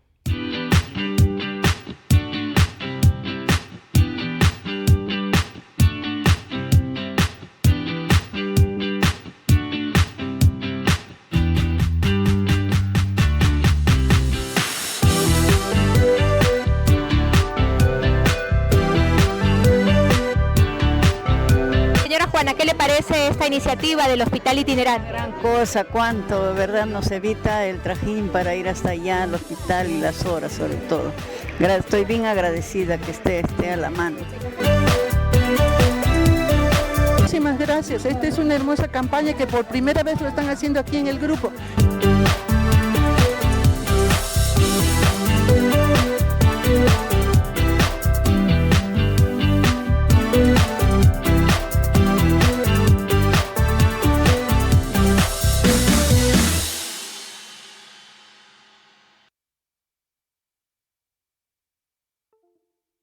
Lo tengo es anemia hemolítica. Ya hace 14 años que me he estado controlando, pero con la medicina que tomaba no me sentía bien. Y ya pensaba, no iba a encontrar mejoría, ya no iba a vivir. La paciente es una paciente que tiene un diagnóstico de anemia hemolítica autoinmune hace 14 años. Bueno, hace mucho tiempo este medicamento biológico que se rituximab no se daba para estos pacientes en nuestro país, ya que se tenía poca disponibilidad. Y la unidad, siendo una unidad tan joven que recién tiene no más de 2 años de formación, ya estamos empezando a dar el tratamiento adecuado a los pacientes con esta enfermedad. Estoy más tranquila, me siento bien, feliz, contenta. El tratamiento que me está dando el doctor es muy bueno y me siento mejor. Hace 2 años presenté una pérdida de fuerza, me caía, sentía mucha molestia en el cuerpo, lo cual me mandaron a hacer varios exámenes, me dijeron que era un tumor.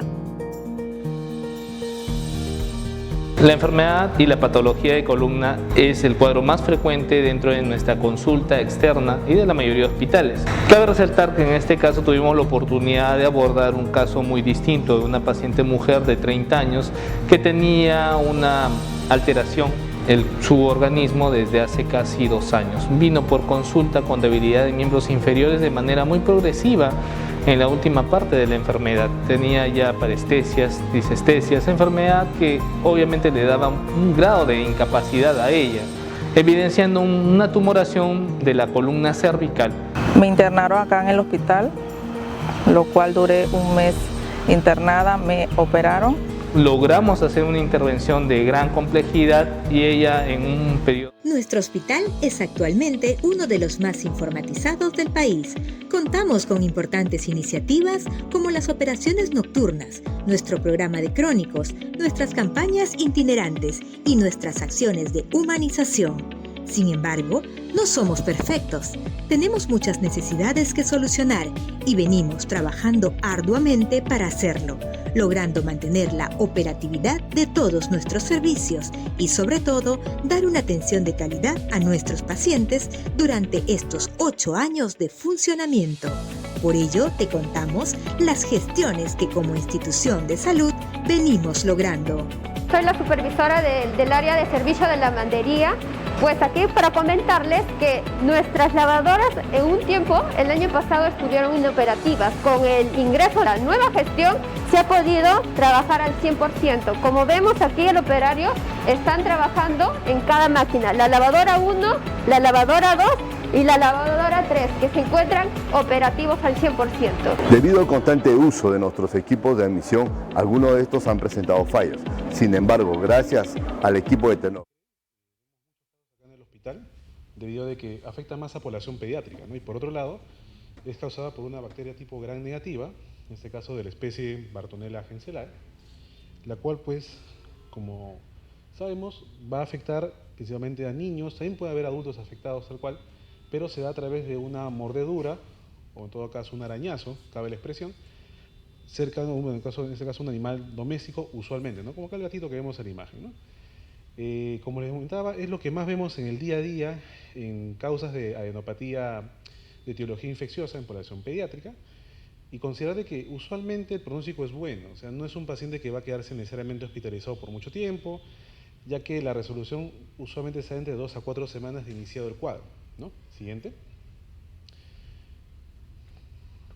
Aunque eso va a estar dependiendo también del tipo de paciente, ¿no? Inmunosuprimido o inmunocompetente. Esta es la bacteria causante, es la bacteria gram negativa, con varios elementos en su interior. Para, digamos, términos simples, un cocobacilo o un bacilo gram negativo de carácter aeróbico y tiene esta predilección, ¿no? Hemotropismo, es decir, mayor afinidad con glóbulos rojos para su metabolismo tal cual. Son no móviles y tampoco son no formadores de esporas. Esto es importante porque son intracelulares, ¿no? Ahora, otra importancia es que estas bacterias pueden ser encontradas tanto en eritrocitos, es decir, dentro de ellos, o en su defecto, en células endoteliales, es decir, a través de biopsias, ¿no? Siguiente. Rápidamente, ¿cómo uno se va a contagiar? En este caso tenemos que principalmente va a ser causado por tanto el animal doméstico, usualmente un gato, no es el único, reservorio, aunque se da usualmente por las picaduras de pulgas, en este caso por Tenocefalides felis, ¿no? Y como hacemos el ciclo vital de las pulgas, pues a través de la formación de sus huevos, posteriormente la aparición de larvas, luego las pupas y la forma adulta. Entonces, cuando esta pulga se alimenta del animalito, pues también adquiere las bacterias, o a través en este caso el gato, a través del contacto con heces de pulgas. Entonces, el gato cuando adquiere la infección o adquiere las bacterias, van a estar usualmente en la cavidad oral, ¿no?, del animal. Pero como sabemos, ellos en el momento de hacer su propia higiene, van a lamerse literalmente las patas, o usarlas para su higiene general, y es ahí donde pueden infectar o en todo caso imbuir, ¿no?, a sus garras con estas bacterias. Siguiente, por favor.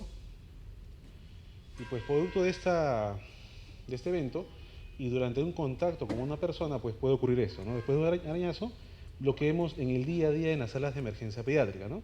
Un paciente usualmente niño entre 5 a 10 años, aunque pueden ser de menor edad, que vive por un tiempo de enfermedad promedio de 7 días y caracterizado por eso, ¿no? Una lesión o una adenopatía puede ser dolorosa con un cuadro febril asociado. Aunque en algunos pacientes, y eso ya para temas un poco más oscuros, inmunosuprimidos, llámese pacientes diabéticos, pacientes que usen corticoides, oncológicos o que viven con VIH, las lesiones no van a ser solamente adenopatía, sino estas características, ¿no? Lesiones elevadas, eritematosas, amartomatosas, si queremos llamarlos, con, digamos, extensión que podría llegar hasta órganos mucho más profundos. Siguiente. Y la transmisión se da, como les decía, a través del, digamos, primero están estas bacterias en la saliva de los animales, en este caso de los gatitos, y que luego de haberse, digamos, realizado la higiene, ellos quedan ya en garras, o en los mismos colmillos con la bacteria, las cuales pueden ser inoculadas durante el acto de la mordedura o el arañazo de gato. Pero otra fuente, como les decíamos, es eso, ¿no? Picaduras de pulgas que de por sí también tienen a la bacteria. Entonces el problema radica que a veces cuando hacemos el interrogatorio al paciente o a la mamá o al papá, nos comentan, pero doctor, no tengo gatos o no hay contacto con gatos, ¿no? O en su defecto, pues hemos ido solamente un día a ver un familiar y solo un día fue el contacto, más que eso no. Y se debe posiblemente a eso, ¿no? Que a veces no lo vamos a poder detectar. Ahora, se requieren algunos estudios, sí, para poder llegar al diagnóstico, pero digamos, no son obligatorios o tengamos que hacerlo de emergencia, ¿no? Se pueden hacer durante el tratamiento empírico. Siguiente. Y eso es lo que vamos a ver. Usualmente, por ejemplo, en el caso de una endocarditis por Bartonella henselae, tenemos acá parte del tejido, en este caso la válvula. Vean que acá hay un gran contenido inflamatorio y posteriormente en las tinciones se ven que esta corona, digamos, de coloración un poco más oscura, vienen a ser las Bartonellas que están imbuidas en un estado quiescente, ¿no? Digamos en replicación activa, las cuales pues van a seguir proliferando y llegada a una etapa de bacteriemia pueden llegar a órganos mucho más profundos. Esta es una de las primeras causas de, por ejemplo, abscesos hepatoespléticos. Siguiente. Entonces, ¿cómo ocurre este tema? Como les decía, puede ser a través del félido, un gatito, o también hay reportes de acción por perros, o a través de picaduras de insectos, como en este caso Tenocefalides felis, las cuales van a afectar al ser humano, generar una primoinfección, y vamos a tener dos tipos de comportamientos, ¿no? En un paciente inmunocompetente y un inmunosuprimido, donde acá vamos a ver múltiples, digamos, formas clínicas, desde las formas asintomáticas a las formas comunes y otras un poco más menos frecuentes. Sin embargo, en los pacientes inmunocomprometidos, inmunodeprimidos, tenemos formas más agresivas, mucho más invasivas y con persistencia incluso, como el caso de bacteriemias crónicas, ¿no? Como trasfondo de una endocarditis. Y la idea es que tengamos cuidado, sobre todo cuando tenemos pacientes con sospecha de endocarditis, es el tener muy en cuenta el manejo también, o el apoyo en todo caso de la parte cardiovascular para requerir en todo caso un abordaje quirúrgico. Siguiente.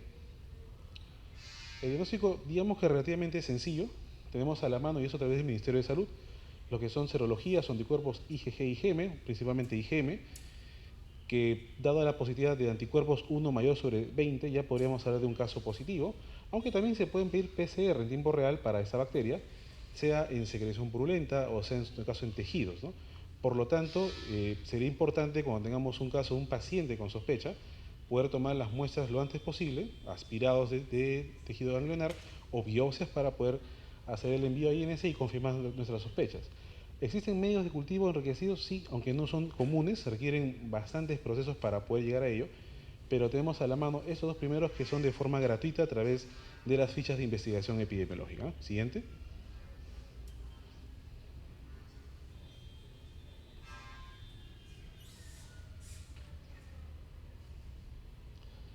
Ahora, ¿existen complicaciones al respecto? Pues sí, como ven, más inmunosuprimidos, donde van a tener, digamos, algún riesgo mayor de hacerlos o que no son todos. Los inmunocompetentes usualmente no desarrollan complicaciones, pero también es un porcentaje mucho menor que sí las va a presentar. Y las que tenemos acá como principales formas de presentación o complicaciones son la forma de angiomatosis basilar, la que les comentaba, estas lesiones elevadas, de coloración rojiza, eritematosa o amartomatosa, que pueden incluso llegar a órganos más nobles, como este caso de hígado, vaso, cerebro, riñones, entre otros, ¿no? Una forma agresiva, y esta que también, si bien no es tan frecuente, pero también se va a ver mucho en estos pacientes inmunosuprimidos, es el síndrome oculoglandular de Parinot, donde va a haber invasión, en este caso el tejido ocular, por estas bacterias y con inyección conjuntival que simula mucho una conjuntivitis purulenta, pero lo que también va a, digamos, diferenciar un poco es la presencia de una adenopatía ipsilateral, usualmente retroauricular, ¿no? Siguiente. Ya para finalizar, en cuanto al tratamiento tenemos múltiples opciones, como ven. Primeras opciones de manejo, acitromicina y claritromicina como los macrólidos de elección, siendo el primero más usado, más tolerable, incluso de mayor acceso para muchos pacientes.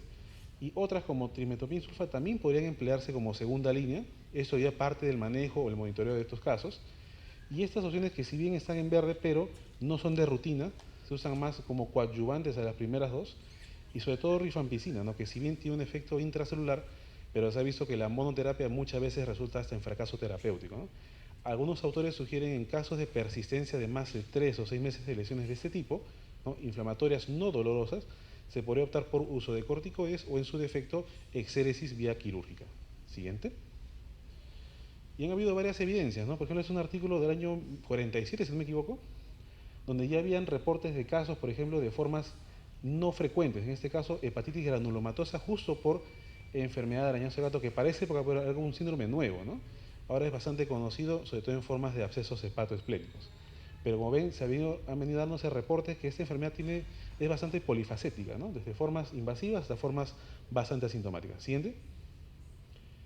Y para concluir esta parte de la ponencia tenemos que, si bien arañazo de gato, o bueno, Bartonella henselae es causada por causa esta enfermedad de arañazo de gato, tenemos otras enfermedades que son causadas, o otras bacterias que van a causar síndromes similares, en este caso, Rickettsia felis y otra también conocida como Afipia felix, que van a generar un cuadro muy parecido, similar, con una respuesta variable del antimicrobiano, y esto a que nos obliga, ya en estos casos, buscar hasta incluso pruebas de tipificación, es decir, ya sea cultivo o pruebas de PCR, porque podríamos incurrir en un error diagnóstico microbiológico o por sospecha, cuando era otro el agente causal. Y es un artículo reciente, ¿no? Del año 2023, donde se veían que hay un riesgo de enfermedad emergente, en este caso por Rickettsia felis, en pulgas de gatos, que simulaba mucho arañazo de gato. Siguiente. Entonces, esa es la primera parte.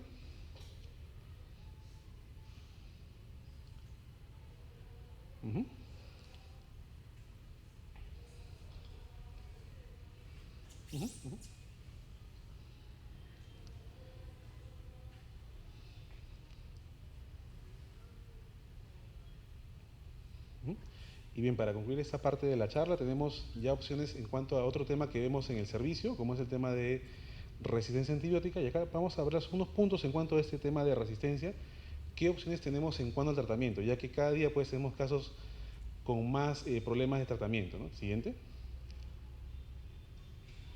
Y como sabemos, pues el tema de los antibióticos corresponde actualmente a un problema bastante importante, ya que el uso constante de estos ha generado índices mayores de resistencia a mediano y largo plazo, y estamos prácticamente viviendo las consecuencias de este manejo, ¿no?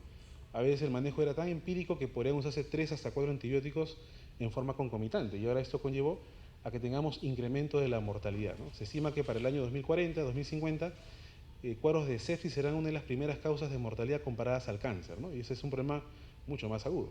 Entonces, como parte de las intervenciones de estos problemas, se emplean los pruebas para poder, digamos, reducir esta incidencia y también usar un mejor uso de los recursos del hospital, ¿no? Como consecuencia de ello. Siguiente. Entonces, sabemos de que tenemos bacterias, como mencionamos anteriormente, ¿no? Gram negativas y gram positivas, cada una con sus particularidades, pero solamente para mencionar es que las gram negativas son el mayor problema hospitalario, ya que tienen más componentes en su estructura, doble, en este caso membrana lipídica, una pared mucho más amplia, y pues mayor cantidad de enzimas que van a degradar los antibióticos en su interior, a diferencia de las gram positivas, que si bien su pared es un poquito más abundante, pero digamos que tienen menos mecanismos que podrían conllevar a fracaso en una primera instancia. Siguiente.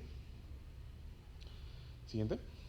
Entonces, este es el arsenal terapéutico que usualmente tienen los hospitales, ¿no? Donde vemos muchos antibióticos, incluso acá tenemos a qué gérmenes podríamos atacar o coberturar con tal o cual antibiótico, pero ya la gran mayoría se están perdiendo. Entonces, digamos que por más que tenga el insumo a la mano, el usarlo va a ser igual que no usarlo, ya que la resistencia es inminente o prácticamente implícita. Y eso nos obliga a buscar alternativas, las cuales cada vez son menos fáciles de hallar, ya que muchas veces la industria no invierte mucho en nuevas moléculas y de por sí la formulación de un nuevo medicamento puede tomar hasta 10 años, en el mejor de los casos. Siguiente. Entonces tenemos algunos antibióticos que se consideran como último recurso y que, curiosamente, muchos de ellos ya están en el hospital, ¿no? Como el caso de amicacina, que lo usamos mucho, ¿no? En infecciones urinarias a veces empíricos y vean que es el último recurso. Anfotericina, el famoso meropenem, que creo que es la panacea de todo, ¿no? Lo que cura todo. Colistina, que fue muy usada en pandemia, Y estos 4 últimos medicamentos que pues también tienen algún espectro de acción, pero que perderlos implicaría grandes problemas. Siguiente.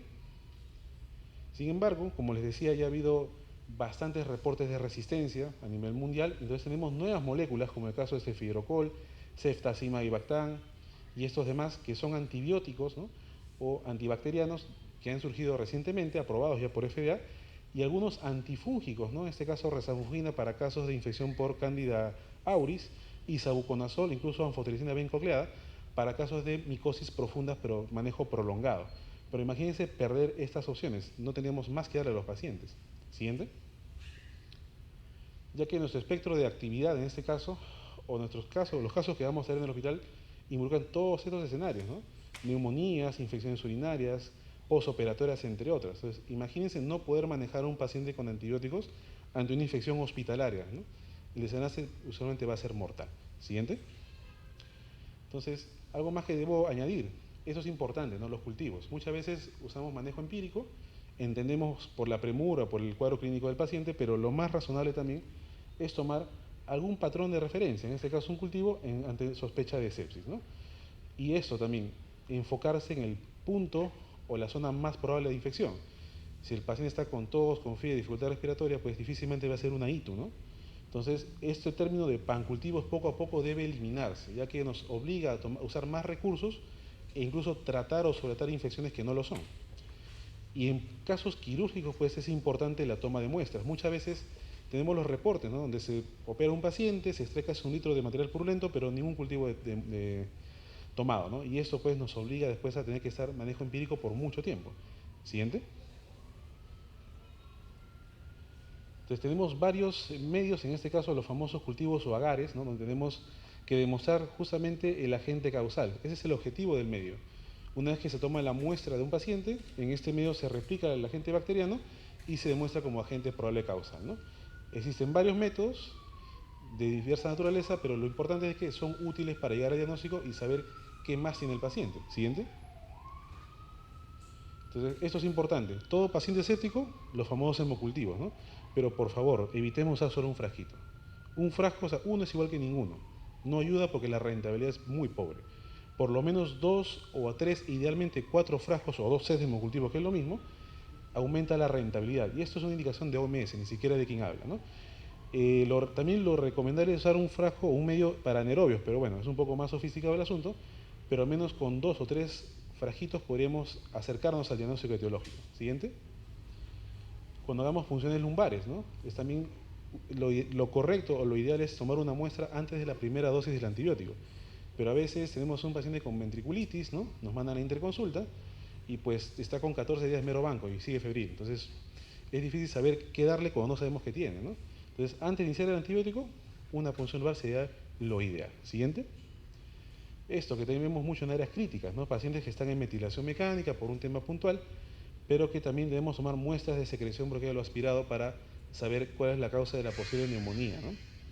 Y esto pues es de fácil extracción o fácil recabación, ¿no? Se puede tomar rápidamente y enviar la muestra para hacer cuál es el agente causal en este paciente. Siguiente. Y finalmente, el que no se debería usar de tan rutina, ¿no?, porque muchas veces nos obliga a tratar algo que no es, son los famosos urocultivos, ¿no?, pero también con ciertas condiciones de toma. Y pues esto ante la sospecha de un foco bastante puntual, ¿no?, en este caso foco urinario, pero si tengo un paciente que es aséptico, asumiendo que tenga también un cuadro de fondo que conlleve hacia la sospecha, podríamos tomarlo, pero si, digamos, tiene una neumonía más que evidente, un urocultivo quizás no sea tan rentable, ¿no? Y acá les dejo un tip, para áreas críticas sobre todo, las candiduras no se tratan, ¿no?, ya que son simples colonizaciones y solo cuadros, por ejemplo, un paciente post-trasplantado, quizás una cándida tenga mayor importancia clínica para el manejo, pero si solamente sale de rutina, no requiere fluconazol u otros medicamentos, ¿no? Siguiente. Siguiente. Y estos son los que debemos vigilar. Siguiente. Son gérmenes que ya la OMS ha determinado que debemos estar al tanto, ¿no? Si tuviéramos esto en el hospital, deberíamos preocuparnos. Y lamentablemente todo esto lo tenemos, ¿no? Acinetobacter, Pseudomonas y otras enterobacterias, las tenemos hace buen tiempo, incluso desde antes de la pandemia. Estos de acá también ya los tenemos. Entonces, deberíamos estar al tanto y vigilar estos gérmenes. ¿Qué fue?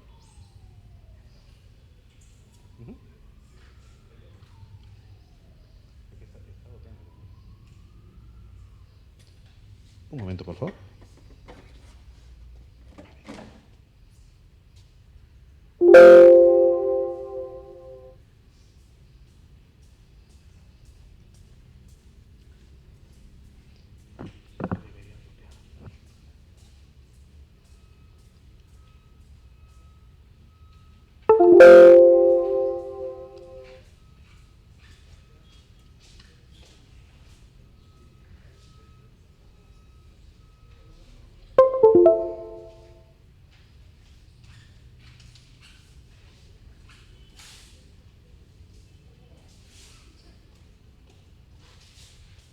Bien, regresamos. Solo fue un comercial nada más. Bien, entonces acá tenemos otros agentes, como en este caso hongos también, que deberíamos estar preocupados si los tuviéramos, ¿no? En este caso, criptococo lo tenemos ya con algunos pacientes con VIH, por ejemplo. Este germen que usualmente no lo vamos a encontrar porque nos faltan medios especiales para poder cultivarlos, pero ya hay reportes en el país. Y solo un tip, es casi resistente a todos los antifúngicos. Y estos demás que también son grandes conocidos, ¿no? Sobre todo el último, que es usualmente encontrado en orina, ¿no?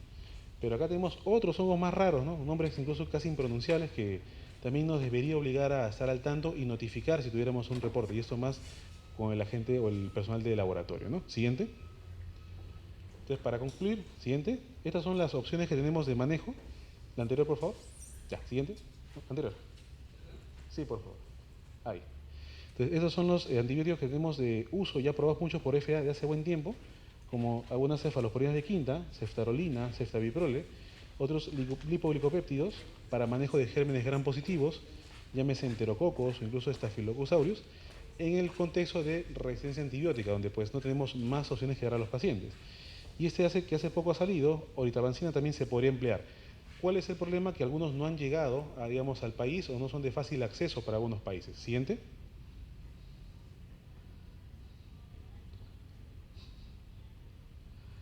Y estos demás también que tienen ya mayor cobertura, este es el primo hermano del linezolid, también ya tiene aprobación de hace buen tiempo, sobre todo para manejo de MRSA o incluso especies con resistencia intermedia a vancomicina, de la floxina o damaciclina y leflunomida, también podrían emplearse, pero como les digo, el tema es el acceso, ¿no? Muchas de estas moléculas aún no han sido distribuidas o no han tenido la patente para poder ingresar a algunos países. Siguiente. Siguiente.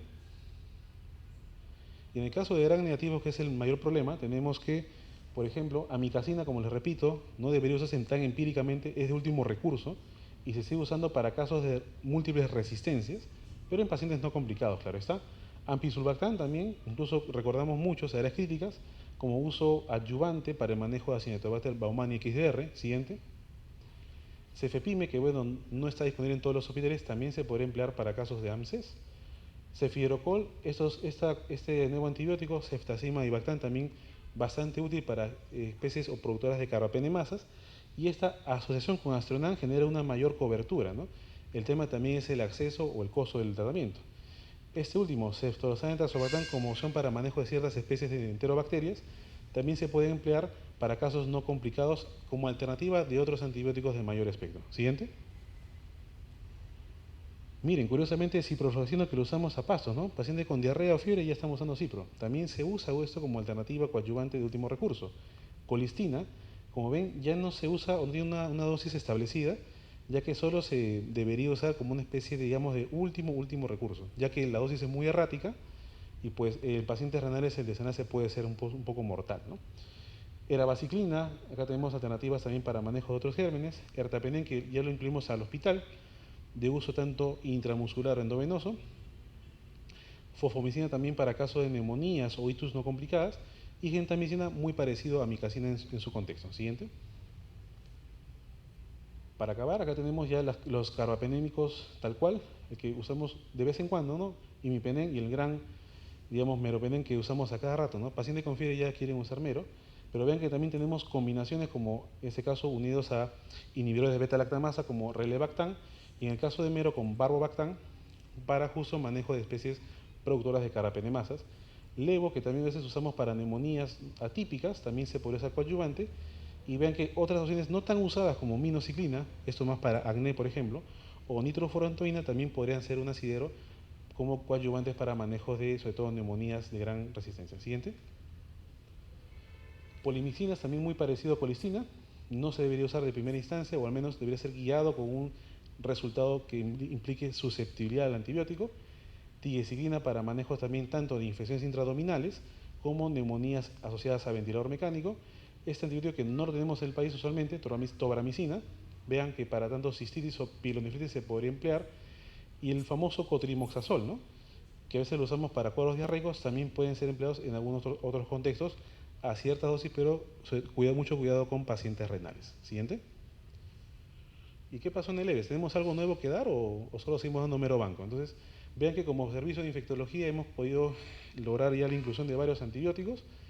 Estos primeros 6 ya están aprobados, en este caso, por nuestro comité, tanto aprobados y actualizados, en este caso, a través del servicio de infectología con el comité farmacoterapéutico, y estos 6 medicamentos también están en proceso de adquisición, o sea, de compra para poder emplearlos o seguir empleándolos en pacientes de nuestro hospital y a costo CIS, es decir, costo cero. Siguiente.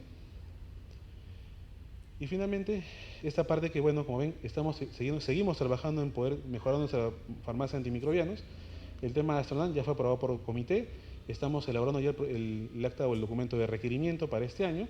Lo mismo con ceftolozane y tazobactam, que también lo mencioné hace un momento, también está aprobado por el hospital a través de la gestión. Estamos también elaborando los requerimientos. Y estos últimos, pues, vean que estamos ya, si bien este no es un antibiótico, pero hacer un medicamento endovenoso será de mucho beneficio para pacientes con intolerancia oral. Y en el caso de cefepime también están siendo revisados por comité. Para acabar, ese antifúngico que también no tenemos aquí en el hospital para ciertos casos, estamos en proceso de elaboración para posteriormente ver la posibilidad de inclusión. Siguiente. Bien, les agradezco a todos su presencia. Gracias por todo.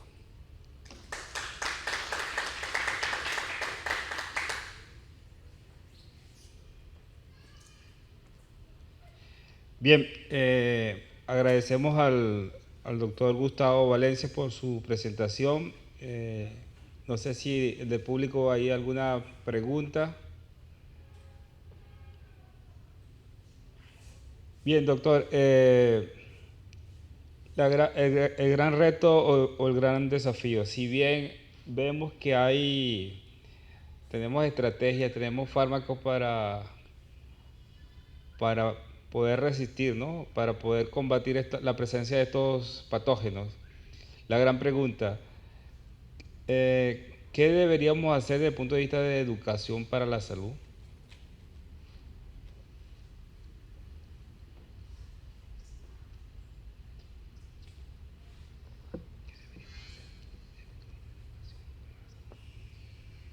Bueno, desde el punto de vista de educación, pues siempre hacer estas actividades académicas, ¿no?, demostrando temas nuevos y en base también a realidad hospitalaria, ¿no? Por ejemplo, lo que les mostré de arañazo de gato, que no parece algo tan frecuente, y en el hospital pues tenemos muchos casos reportados, literalmente más de 50, ¿no?, con confirmación diagnóstica por INS, en su mayoría pediátricos, claro está. Entonces, lo que deberíamos hacer es fomentar a los estudiantes, a los profesionales en formación, justamente estas charlas, digamos, académicas, para poder generar mayor interés en esto y también facilitar las herramientas para que puedan seguir aprendiendo el día a día. E involucrarlos también en el proceso de atención, ¿no? Claro está. Por otro lado, el hecho también de hacerlos partícipes del mismo proceso de atención, ¿no?, en la consulta externa o también en la misma parte hospitalaria, para que también cuando vayan, por ejemplo, al CERUNS o desempeñen su parte ya de recientado, también tengan esas herramientas que les facilite poder tener un mejor desempeño académico. Bien, nuevamente le agradecemos al doctor Gustavo Valencia por su participación y damos el cierre de nuestra actividad. Gracias por estar atentos a la producción científica de nuestro hospital, el Hospital de Emergencia Villa El Salvador.